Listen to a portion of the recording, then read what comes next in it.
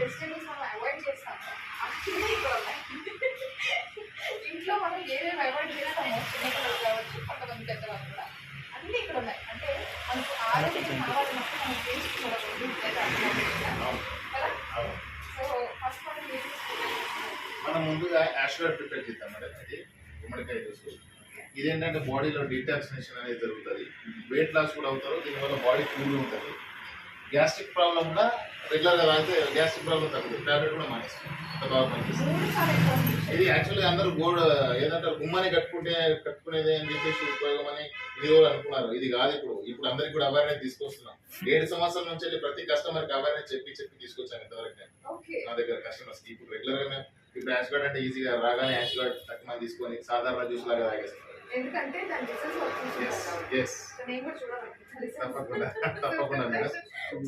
So మనం తయారు చేద్దాం మేడం.